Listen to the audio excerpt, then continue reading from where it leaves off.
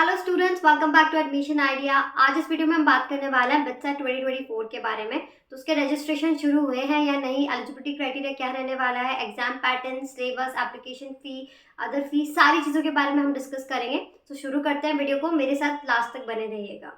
First thing we will gonna discuss about is eligibility criteria. तो सबसे पहले अपना बोर्ड क्वालिफिकेशन आप देखें कि आप 12th पास आउट होने चाहिए किसी भी सेंट्रल या फिर स्टेट रिकॉग्नाइज बोर्ड से, ठीक है। दूसरी चीज मार्क्स क्वालिफिकेशन कि कितना परसेंटेज आपका होना चाहिए। तो आपका फिजिक्स, केमिस्ट्री, मैथ्स या फिजिक्स, केमिस्ट्री, बायो, जिन भी 3 सब्जेक्ट से आप अप्लाई कर रहे हो उन तीनों में आपका एग्रीगेट 75% होना चाहिए। पीसीएम या फिर पीसीबी में मिला के 75% आपका एग्रीगेट होना चाहिए। उसके अलावा आपका पर्टिकुलर एक एक सब्जेक्ट में जब हम परसेंटेज देख रहे हैं तो 60% मिनिमम पर सब्जेक्ट होना चाहिए।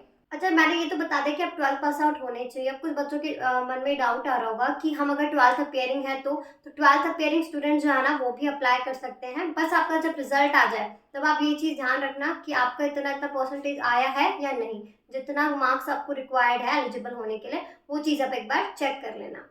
ना coming to the number of attempts, तो बिटसेट बेसिकली 2 बार होता है, फेज 1 एंड फेज 2 में कंडक्ट किया जाता है, ठीक है। दोनों ही अटेम्प्ट्स के लिए जो है आप अप्लाई कर सकते हो। अब अटेम्प्ट 1 जो है ना उसकी registration 3rd week of December से शुरू हो सकते हैं, ऐसा इनकी वेबसाइट पे लिखा हुआ है, तो जल्दी ही शुरू हो जाएंगे रजिस्ट्रेशन। फेज 1 के एग्जाम जो है वो मई में एक्सपेक्टेड है, मई में हो सकते हैं। फेज 1 के एग्जाम होते ही फेज 2 के रजिस्ट्रेशन शुरू हो जाएंगे एंड देन रजिस्ट्रेशन के शुरू होने के बाद आप फॉर्म वगैरह अप्लाई कर देना। देन एग्जाम जो है ना वो आपकी जुलाई तक कंडक्ट किए जा सकते हैं। तो ये एक्सपेक्टेड है, ये चेंज भी हो सकता है। तो जैसे ही कंफर्म नोटिफिकेशन इनकी वेबसाइट पे आता है I will make a video on it, okay. So तब तक के लिए आप इससे काम चला सकते हो एक्सपेक्टेड डेट से। Now coming to the exam pattern, exam में आपके कितने क्वेश्चंस आने वाले पर्टिकुलर सब्जेक्ट्स हैं वो हम डिस्कस कर लेते हैं। सबसे पहला फिजिक्स में से 30 क्वेश्चंस, केमिस्ट्री में से 30 क्वेश्चंस, मैथमेटिक्स से दे रहे हैं तो 40 क्वेश्चंस, और अगर बायोलॉजी से दे रहे हैं तो 40 क्वेश्चंस, ठीक है। तो कितने हुए टोटल अभी हमारे पास 100 क्वेश्चंस। उसके अलावा आपके इंग्लिश से एंड लॉजिकल रीजनिंग से 10 एंड 20 क्वेश्चंस आने वाले हैं। तो टोटल 130 क्वेश्चंस रहेंगे आपके पेपर में, और पर्टिकुलर एक क्वेश्चन का जो मार्क्स है वो 3 मार्क्स रहेगा, और नेगेटिव मार्किंग भी है। हर करेक्ट आंसर के लिए 3 marks and her wrong answer के लिए 1 मार्क्स आपका डिडक्ट हो जाएगा। तो जो आपको आता है आप उतना ही करके आए।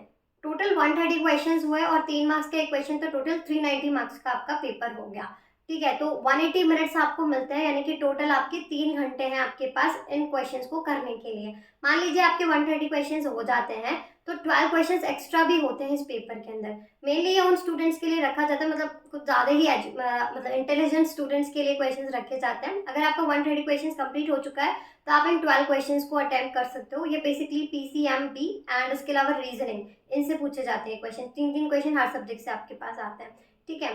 तो बेसिकली ये एक्स्ट्रा है, आप चाहे तो अटेम्प्ट करें अगर आपको हो गया है पेपर, तो नहीं, अगर नहीं करना चाहते तो नहीं करें, ठीक है। और जब आप इन क्वेश्चंस को अटेम्प्ट कर रहे हो तो उससे पहले 130 क्वेश्चंस को आप चेक करके रख लेना, क्योंकि फिर आप इनमें कोई चेंजेस नहीं कर सकते हो। एक बार कट ऑफ के बारे में भी डिस्कस कर लेते हैं, सो दैट एक आपको आइडिया लग जाए कि हमें पर्टिकुलर अगर ये ब्रांच चाहिए तो कितना स्कोर हमें करना पड़ेगा बिटसेट में। तो सबसे पहले पिलानी कैंपस की देख लेते हैं। मेनली हम कंप्यूटर साइंस के बारे में बात करेंगे क्योंकि सबसे ज़्यादा कट ऑफ इसकी जाती है। तो रिसेंट एग्जाम में 320 रहा था इसका कट ऑफ, ठीक है, पिलानी कैंपस के लिए। गोवा में देखिए तो 286 रहा था, ठीक। तो हैदराबाद में कंप्यूटर साइंस के लिए 279 कट ऑफ रहा था।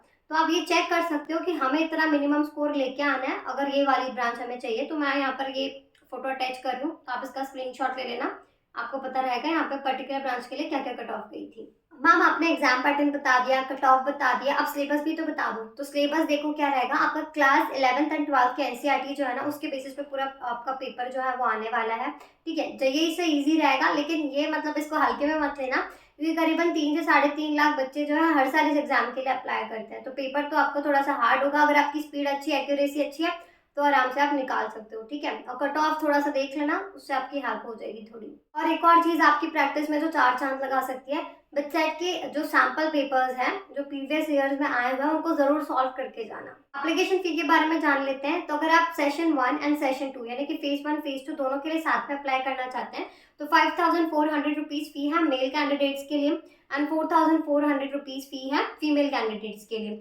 और अगर सिर्फ सेपरेटली आप सेशन 1 के लिए ही अप्लाई करना चाह रहे हो तो उसमें 3400 मेल कैंडिडेट्स के लिए है एंड 2900 रुपीज़ फीमेल कैंडिडेट्स के लिए। मान लीजिए फेज 1 देने के बाद आपको फेज 2 के लिए भी अप्लाई करना है तो वहाँ पर एडिशनल फी जो आपको पे करनी पड़ेगी ₹2000 मेल कैंडिडेट्स के लिए है एंड ₹1500 फीमेल कैंडिडेट्स के लिए है। जितनी भी फी हमने भी डिस्कस करी है सारी क्या है, नॉन रिफंडेबल। एक और इम्पॉर्टेंट चीज जो आपको ध्यान रखनी है, अगर आप फेज 1 और फेज 2 दोनों ही एग्जाम के लिए अपियर होते हो तो जो भी आपके बेस्ट स्कोर होंगे फेज 1 में या फेज 2 में, जिसमें भी आपके सबसे ज्यादा मार्क्स हैं, वही मार्क्स आपके कंसिडर किए जाएंगे एडमिशन के लिए। This is all about this video. जैसे ही इनकी वेबसाइट पर नोटिफिकेशन आता है 2024 के रजिस्ट्रेशन के लिए, I will inform you by the short video. So अगर वीडियो अच्छी लगी हो, यूजफुल लगी हो, तो don't forget to like, share and subscribe my channel. मिलते हैं नेक्स्ट वीडियो में, तब तक के लिए कीप स्टडीइंग।